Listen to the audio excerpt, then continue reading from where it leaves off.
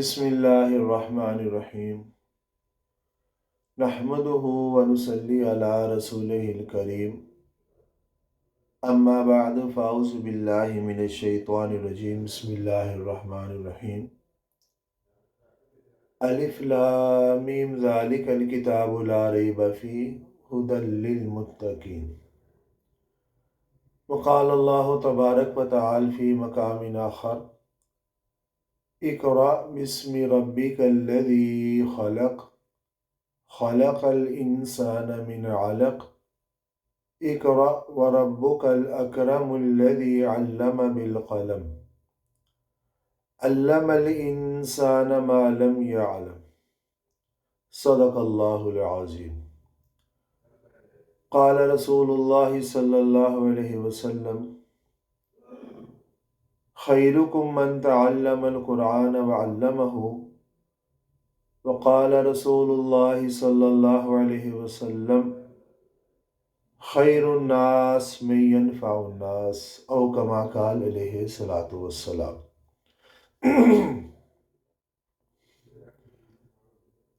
اللہ جل جلالہ عما نوالہ نے قیامت تک آنے والے انسانوں کی ہدایت، رہنمائی اور ان کی ضرورت کو پورا کرنے کے لیے اپنا دین عطا فرمایا ہے۔ کسی بھی زمانے کے اندر، کسی بھی علاقے کے اندر کوئی بھی انسان، مرد ہو یا عورت ہو، اس کو جو بھی پریشانی آئے گی، مصیبت آئے گی، اس کا حل اللہ تعالیٰ نے ہمیں دین میں عطا فرمایا ہے۔ اس لیے انسان کو جو دنیا کے اندر اللہ تعالیٰ نے بھیجا ہے، اس بھیجنے کے اندر ہر انسان کے اوپر دو ذمہ داری ہیں۔ ایک ذمہ داری تو یہ ہے کہ دنیا کے اندر رہتے ہوئے دنیا کی چیزوں کو کس طرح ٹھیک طریقے سے استعمال کرنا ہے۔ کائنات کے اندر اللہ تعالیٰ نے پانی ہے، ہوا ہے، پھر اسی طرح جو ہے اناج ہے، غلے ہیں، پھر اسی طرح انسان کے رشتہ داریاں ہیں، تعلق واسطے ہیں، جانور ہیں، انسان نے کھانا کھانا ہے، انسان کے لیے کیا چیز حلال ہے، کیا چیز حرام ہے۔ ایک تو یہ انسان کی ذمہ داری ہے کہ انسان کس طرح ان اشیاء کو ٹھیک طریقے سے کام لے لے، اور دوسری یہ بات کہ اس کائنات کو استعمال کرتے اللہ تعالیٰ کے احکامات کو مد نظر رکھتے ہوئے اس کی فکر ہو کہ اللہ تعالیٰ کس طرح راضی ہوں گے۔ تو ان دونوں کاموں کے لیے اللہ تعالیٰ نے انسان کو علم عطا فرمایا ہے، کیونکہ انسان کو اس کی علم کی ضرورت تھی۔ دنیا کی چیزوں سے میں کیسے نفع صحیح حاصل کر لوں، اللہ کو کیسے راضی کر لوں۔ اس کے لیے اللہ تعالیٰ نے انسان کو تین چیزیں عطا فرمائی ہیں۔ ایک چیز تو یہ ہے حواس خمسہ، اللہ تعالیٰ نے سونگھنے کی، اللہ تعالیٰ نے انسان کو ہاتھ دیے ہیں، آنکھ دیے ہیں، اللہ تعالیٰ نے انسان کو ناک دیا ہے، اور دوسرا یہ کہ اللہ تعالیٰ نے دوسرا طریقہ کیا ہے کسی چیز کو پرکھنے کا، وہ ہے عقل۔ عقل کے ذریعے سے انسان کسی چیز کو سوچتا ہے۔ اور تیسری چیز ہے وحی۔ ہاتھ کے ذریعے سے انسان کسی چیز کے اوپر، دیوار کے اوپر رنگ کون سا ہے، ہمیں اس کا پتہ چل جاتا ہے کہ یہ سفید رنگ ہے کہ کالا رنگ ہے، لیکن اس چیز کو ہاتھ لگانے سے ہمیں نہیں پتہ چلتا کہ اس کا رنگ، کپڑا ہے، کپڑے کے اوپر رنگ کون سا ہے۔ اس لیے ہر چیز کی کچھ حدود ہیں۔ آنکھ سے ہم ایک حدود مخصوص علم حاصل کر سکتے ہیں، لیکن اگر ایک آدمی دیوار کے پیچھے سے بات کر رہا ہے تو ہم اس دیوار کے پیچھے سے، ہماری آنکھ اس کو نہیں دیکھ سکتی کہ کون بول رہا ہے۔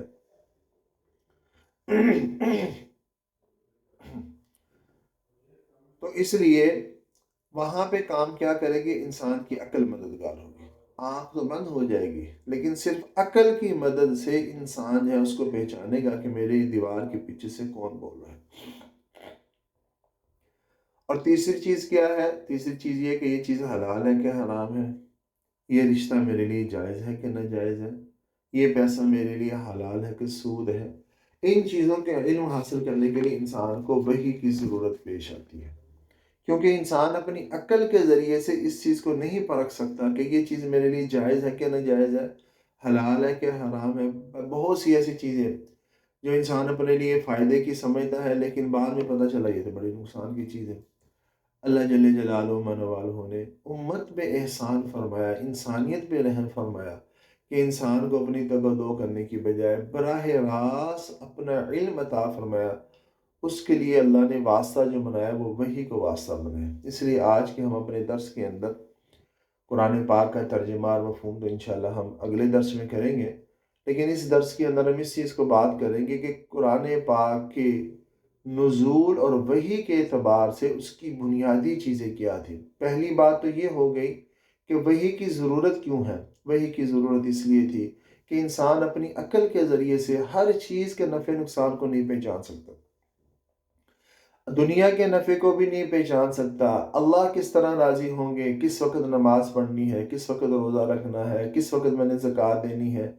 کس وقت میں نے حج کرنا ہے، حج کے اندر میں نے کیا کرنا ہے، نماز کے اندر میں نے کیا پڑھنا ہے۔ یہ ساری کی ساری باتیں جو اللہ کی رضا کا ذریعہ ہے وہ ہمیں وحی کے ذریعے سے نازل ہوتی ہیں۔ اب پہلا مسئلہ یہ ہے کہ وحی آپ علیہ السلام پر نازل کیسے ہوتی تھی، یعنی نزول وحی کا طریقہ کیا ہوتا تھا حضور اکرم صلی اللہ علیہ وسلم۔ بخاری شریف میں حدیث موجود ہے کہ حضرت عائشہ صدیقہ رضی اللہ تعالیٰ عنہ ارشاد فرماتی ہیں، ایک مرتبہ حضرت حارث بن حشام رضی اللہ تعالیٰ عنہ نے حضور اکرم صلی اللہ علیہ وسلم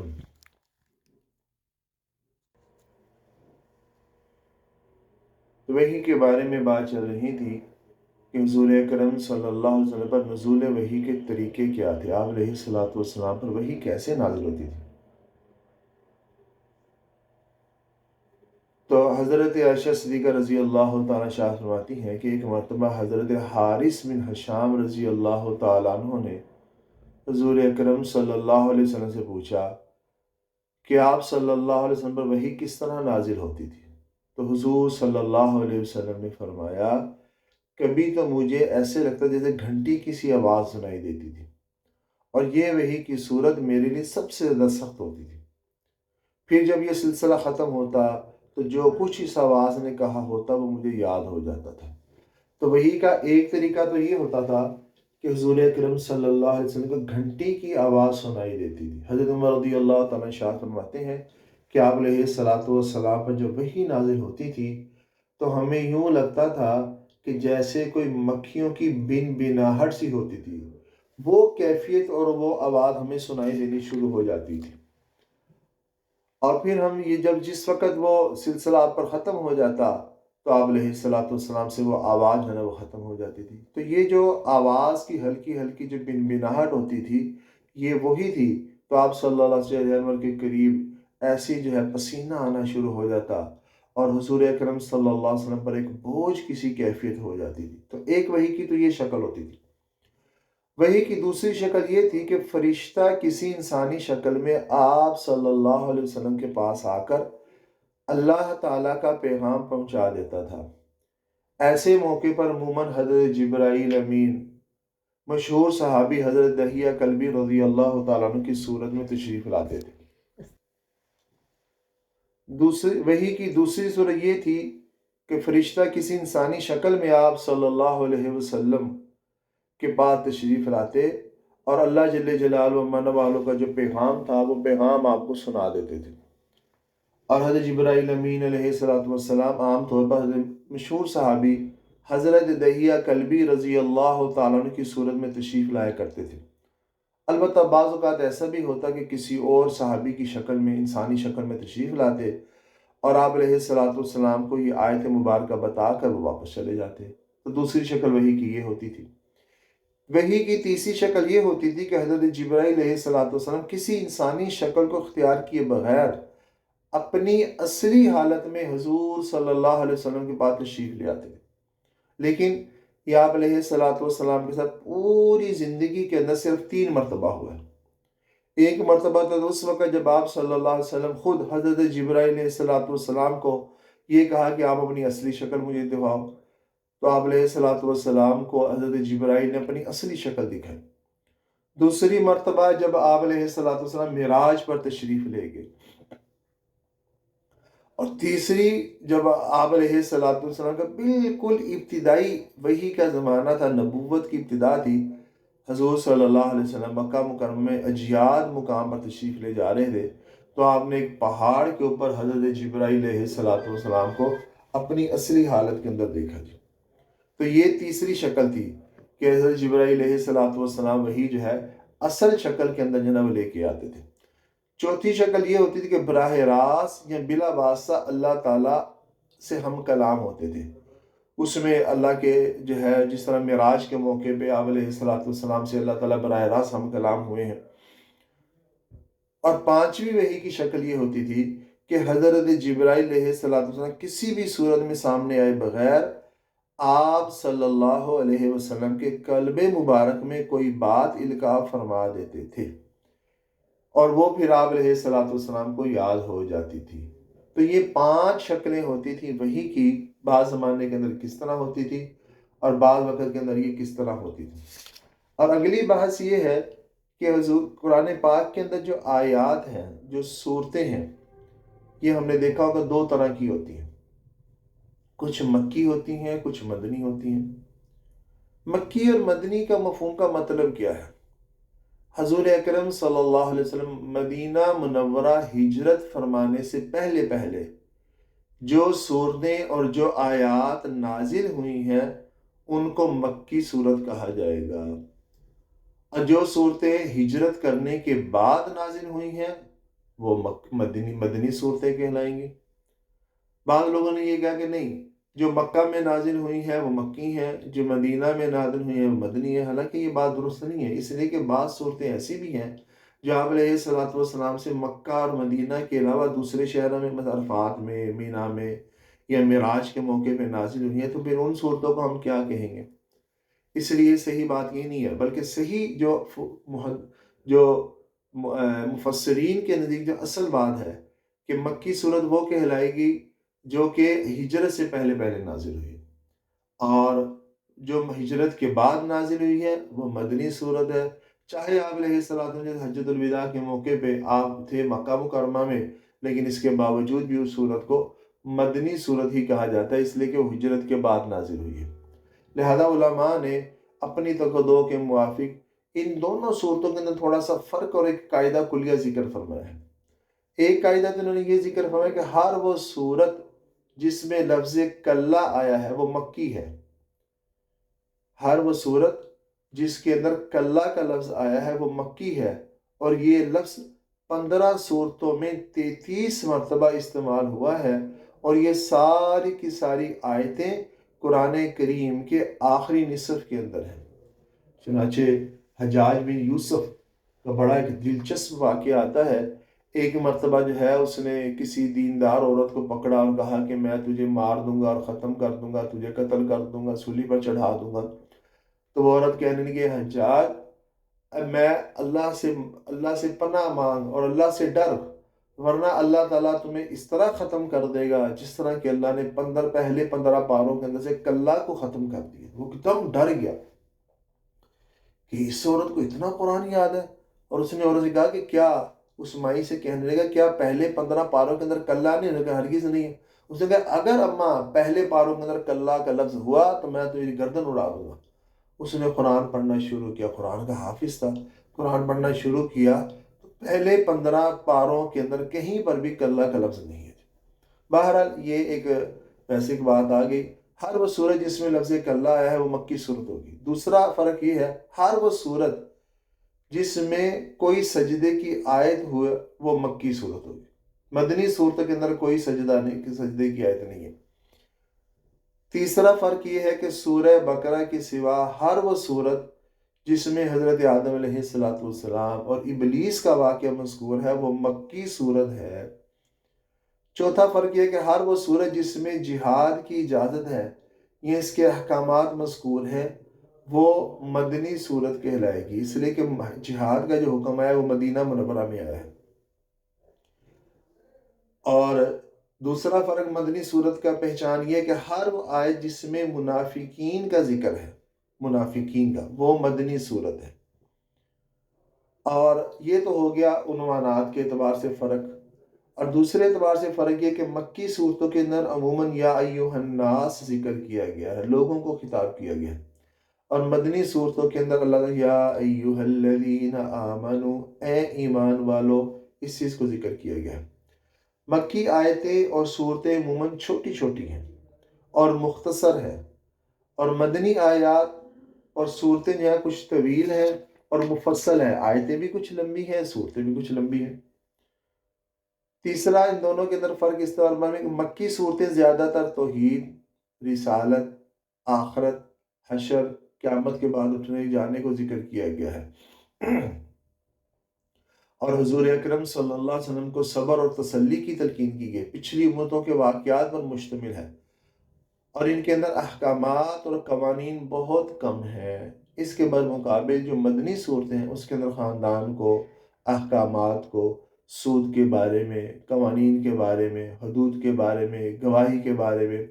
طلاق کے بارے میں، ان احکامات کو ذکر کیا گیا ہے۔ گویا کہ مکی صورتوں کے اندر اللہ تعالیٰ نے توحید، رسالت، عقائد کو ذکر کیا ہے، مدنی صورتوں کے اندر اللہ رب العزت نے جو ہے ہمارے مسائل کو ذکر کیا ہے۔ چوتھا فرق یہ ہے کہ مکی صورتوں میں زیادہ تر مقابلہ بت پرستوں سے ہے، اور مدنی صورتوں کے اندر اہل کتاب اور منافقین سے ہے، یعنی یہود و نصارہ سے ہے اور منافقین سے ہے۔ مکی صورتوں کا جو اسلوب ہے زیادہ تر پر شکوہ ہے، اس کے اندر استعارات، تشبیہات وغیرہ ذکر، تمثیلات زیادہ ہیں، اور اس کے برخلاف جو مدنی صورتیں اس کا انداز انتہائی سادہ ہے، عام فہم سا ہے۔ تو یہ تو فرق ہو گیا قرآن پاک کا مکی اور مدنی صورتوں کے حوالے سے۔ اور اب اگلی بات یہ ہے کہ قرآن کریم کا نزول جو ہے وہ کیسے ہوا۔ قرآن پاک مختلف مقامات پر 23 سال کے لمبے عرصے کے اندر اتارا گیا۔ بعض اوقات حضرت جبرائیل علیہ السلام نے چھوٹی سی آیت، بلکہ آیت کا ایک جز لے کر بھی تشریف لاتے، بعض مرتبہ کئی آیتیں بیک وقت نازل ہو جاتی تھیں، اور قرآن کریم کا سب سے چھوٹا حصہ جو مستقلاً نازل ہوا ہے وہ تھا غیر اولی الضرر، سورہ نساء کی آیت کا ایک ٹکڑا تھا، غیر اولی الضرر۔ یہ ایک ٹکڑا حضرت جبرائیل علیہ السلام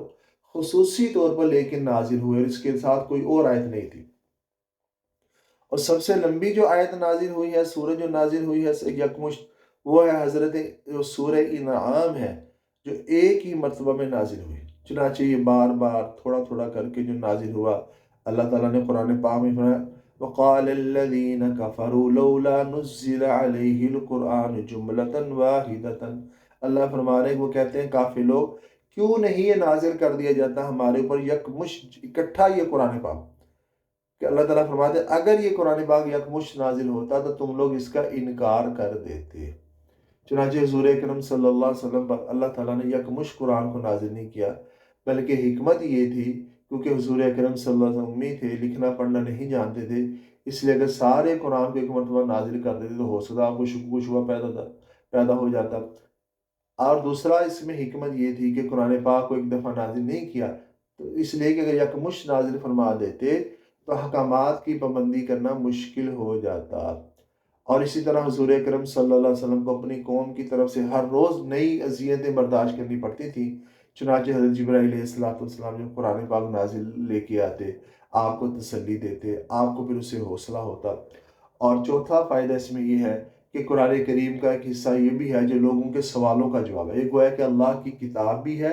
اللہ کا کلام بھی ہے۔ لوگ آپ علیہ السلام سے کوئی بات پوچھتے، کوئی سوال پوچھتے، کوئی مسئلہ پوچھتے، اللہ تعالیٰ آسمان سے ان کے بارے میں اس مسئلے کا حل کو ذکر فرماتے، مسلمان اور صحابہ کو یہ عمل کرتے، اللہ کو ان کا وہ عمل پسند آ جاتا، اللہ تعالیٰ ان کی تعریف قرآن پاک کے اندر فرماتے، جس سے کیا ہوتا ان کا ایک حوصلہ بڑھ جاتا، اور ان کا ذکر قیامت تک لوگوں کے لیے جو ہے وہ ان کا ذکر کو اللہ تعالیٰ نے زندہ کر دیا۔ اس لیے قرآن پاک کو جو ہے ایک لمبے عرصے تک کے لیے 23 سال کے لمبے عرصے کے اندر جو نازل فرمایا گیا، اس کے اندر سب سے بڑی حکمت یہی تھی تاکہ اس کے اوپر عمل کرنا بھی آسان ہو، حضور اکرم صلی اللہ علیہ وسلم کو تسلی بھی ہو جائے، صحابہ کو بھی جو ہے ان کے فضائل اور مناقب جو ہے اس کو ذکر کر دیا جائے۔ اور چوتھی اور آخری بات اس حوالے سے یہ ہے کہ قرآن پاک میں تلاوت میں آسانی پیدا کرنے کے لیے چند اقدامات کیے گئے۔ سب سے پہلے جو قرآن پاک جو صحابہ کے دور کے اندر جو سب سے اخیر میں لکھا گیا اور پھر وہ لوگوں میں شیوع بھی ہے اور آج تک ہم پڑھتے ہیں، وہ حضرت عثمان غنی رضی اللہ تعالیٰ عنہ کا کارنامہ تھا کہ امت کا اس پر اجماع ہو گیا کہ قرآن کریم جو اب ہم لوگ جو پڑھتے ہیں یہ رسم عثمانی کے طور پر لکھا گیا ہے۔ لیکن یہ جو قرآن پاک لکھا گیا تھا کیونکہ وہ عرب لوگ تھے اور وہ تو عربی اہل عرب تھے، زبان کو جانتے تھے، اس لیے عربی لوگ اس کے اوپر نہ زیر زبر لگاتے تھے، نہ ہی عرب لوگ جو شروع زمانے کے اندر نقطے لگاتے تھے، نقطے نہیں لگاتے تھے۔ لیکن جب یہ قرآن پاک دوسرے ملکوں میں پھیلنا شروع ہو گیا اور اجمی لوگ کلمہ پڑھ کے اسلام میں داخل ہونا شروع ہو گئے، تو ان کے لیے اس قرآن کا پڑھنا مشکل ہو گیا، دشواریاں پیش آنی شروع ہو گئی۔ چنانچہ روایات کے اندر آتا ہے کہ سب سے پہلے غالباً حضرت علی رضی اللہ تعالیٰ عنہ تلقین کی کہ قرآن پاک کو جو ہے اس کے اوپر نقطے لگائے جائیں۔ چنانچہ انہوں نے کوفہ کے جو گورنر تھے زیاد بن ابو سفیان، ان سے یہ کام کرایا، اور ایک روایت میں یہ آتا ہے کہ یہ کارنامہ حجاج بن یوسف کا تھا کہ انہوں نے آسانی کے لیے، اجمی لوگوں کی آسانی کے لیے قرآن پاک پر نقطے لگائے۔ اور پھر کچھ عرصے کے بعد جب لفظوں کے اوپر جب شروع میں جب نقطے لگا دیے گئے تو زیر زبر اس وقت بھی نہیں تھی، لیکن جب مزید لوگ جو ہے اسلام میں داخل ہونا شروع ہوئے، نقطے کے باوجود بھی، کیونکہ ہم تو عربی دان نہیں ہے تو ہمیں سمجھ نہیں آتی یہاں پیش پڑھنا ہے، زبر پڑھنی ہے کہ زیر پڑھنی ہے، کس طرح کرنا ہے۔ چنانچہ ابو الاسود دولوی جو امام تھے، نحو کے جاننے والے تھے، سب سے پہلے انہوں نے قرآن پاک کے اوپر اعراب لگائے۔ بعض کہتے ہیں کہ یہ کارنامہ بھی حجاج بن یوسف کا تھا کہ جنہوں نے پورے قرآن پاک کے اوپر اعراب لگائے۔ اللہ تعالیٰ ہو سکتا ہے کہ اس وجہ سے ان کی بخشش فرما دیجیے۔ تیسرا عمل جو قرآن پاک کی سہولت کے لیے کیا گیا وہ کہ یہ کہ قرآن پاک کے کچھ حصوں کو مقرر کر دیا گیا، جس کا مقصد یہ تھا کہ صحابہ اور تابعین میں سے بعضوں کا معمول یہ تھا کہ وہ ہر ہفتے ایک قرآن پاک ختم کرتے تھے۔ اس مقصد کے لیے انہوں نے روزانہ تلاوت کی ایک مقدار مقرر کی ہوئی تھی جس کو منزل کہا جاتا ہے۔ قرآن پاک کے نیچے ایک منزل، دو منزل، یعنی گویا کہ انہوں نے پورے قرآن پاک کو 7 حصوں کے اندر تقسیم کر دیا تھا۔ تو بعضوں کے اندر اس کو منزل لکھا ہوتا ہے، بعضوں نے اس کو احزاب لکھا ہوتا ہے۔ تو یہ منزل بعد والوں لوگوں نے مقرر کر دی تاکہ اگر کوئی یہ چاہتا ہے، جس طرح آج ہم کوشش کریں کہ ہمارا ہر ہفتے قرآن پاک مکمل ہو جائے، تو اس کا آسان سا طریقہ کیا ہے کہ ہم روزانہ ایک منزل کی تلاوت کر لیں تو ہمارا ایک ہفتے کے اندر قرآن پاک مکمل ہو جائے گا۔ اور دوسری جو آج پھر اس کے بعد جو چوتھی شکل جو قرآن پاک کی تفصیل کی گئی وہ یہ تھی کہ قرآن پاک کے اجزاء کیے گئے۔ آج کا جو قرآن کریم 30 پاروں پر منقسم ہے، جنہیں 30 پارے بھی کہا جاتا ہے۔ یہ پاروں کی تقسیم کا معنی کے اعتبار سے نہیں ہے، بلکہ بچوں میں یا عام لوگوں کو سمجھانے آسانی کے لیے ان کو 30 مساوی برابر حصوں میں تقسیم کر دیا گیا، تاکہ اگر کوئی آدمی یہ چاہتا ہے کہ قرآن پاک جو ہے اس کو ایک مہینے کے اندر ہم مکمل کریں تو روزانہ ہم ایک پارہ پڑھ لیں تو اس سے کیا ہو جائے گا، 30 دنوں کے اندر یہ قرآن پاک مکمل ہو جائے گا۔ اور اگلا جو اس کے اندر جو آسانی کے لیے پیدا کی گیا وہ ہے رکوع۔ رکوع سے پہلے عرب کے اندر ایک اور یعنی نشانی ہوتی جس کو کہتے ہیں اخماس اور آشار، یعنی ہر 5 آیتوں کے بعد ایک نشانی ہوتی تھی اور ہر 10 آیتوں کے بعد ایک نشانی، لیکن آج کل یہ ختم ہو گئی ہے۔ آج کل جو ہمارے قرآن پاک کے اندر جو لگائی گئی ہیں وہ رکوع ہے۔ رکوع کی علامت اس لیے لگائی گئی کہ جہاں پر ایک مضمون ختم ہو رہا ہے، جہاں پہ ایک واقعہ ختم ہو رہا ہے، جہاں پہ ایک بات ختم ہو رہی ہے، کیونکہ ہمیں تو ترجمہ سمجھ نہیں آتا، تو ہماری سہولت کے لیے علماء نے کیا کیا، وہاں پہ ایک رکوع لگا دیا۔ اس سے 2 فائدے ہوتے ہیں۔ ایک فائدہ تو یہ ہے کہ قرآن پاک کے قیام کی حالت کے اندر جہاں ایک مناسب مقدار ہو جاتی تھی، جہاں ایک مضمون اور عنوان ختم ہو جاتا تھا، وہاں پہ رکوع کو ختم کر دیا گیا تاکہ وہاں پہ آ کے جو حفاظ ہیں یا قرآن کے جو پڑھنے والے ہیں وہ نماز میں قیام سے رکوع کے اندر چلا جائے، اس لیے اس کو رکوع کہا جاتا ہے۔ اور دوسرا اس اعتبار سے بھی ہے کہ یہ رکوع جو ہے اس لیے تاکہ جو ہے قرآن پاک جو ہے اس کو آسانی کے ساتھ جو ہے وہ ختم کیا جا سکے۔ چنانچہ پورے قرآن پاک کے اندر کل 540 رکوع ہیں، اور علماء لکھتے ہیں کہ اگر تراویح کے اندر حافظ صاحب ہر رکعت کی یعنی تراویح کی ہر رکعت کے اندر ایک رکوع پڑھے تو 27ویں تراویح کو قرآن پاک مکمل ہو جائے گا۔ اور قرآن پاک کی تفصیل کے والے سے آخری بات یہ ہے